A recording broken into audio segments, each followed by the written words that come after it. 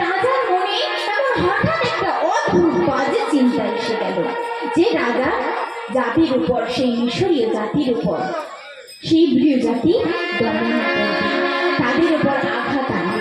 কিন্তু এমনটা কিছুই নয়, শুধু একটা ছোট্ট চিন্তার জন্য রাজা আজকে কত বড় সিদ্ধান্ত নিচ্ছে। কি না, রাজা একটা মহা বড় সভার আয়োজন করেছে। প্রহরীদের দিয়ে চারিদিকে খবর ছড়িয়ে দিয়েছে সেই জাতির মধ্যে যে এমন দিনে এমন সময় রাজা সভার আয়োজন করেছে, আর সেই সভায় সকলকে উপস্থিত থাকতে হবে।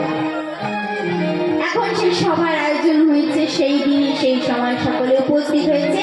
আর এদিকে রাজা কি বলছে, শোনো সবে দিয়া মনো আমার বচন, শোনো সবে দিয়া মনো আমার বচন, শোনো সবে দিয়া মনো আমার বচন, শোনো সবে দিয়া মনো আমার বচন।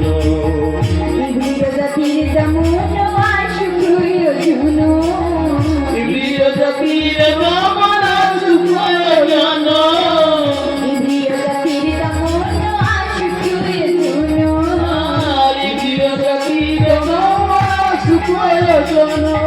বাড়ছে যে রূপ দিনে দিনে, বাড়ছে যে রূপ দিনে দিনে, বাড়ছে যে রূপ দিনে দিনে, বাড়ছে যে রূপ দিনে দিনে। সন্দেহ হয় আমার মনে বাড়ছে যে রূপ দিনে দিনে, সন্দেহ হয় আমার মনে, বাড়ছে যে রূপ দিনে দিনে। রাজ্য নিরাপদ নহে বাড়ছে যে রূপ দিনে দিনে, রাজ্য নিরাপদ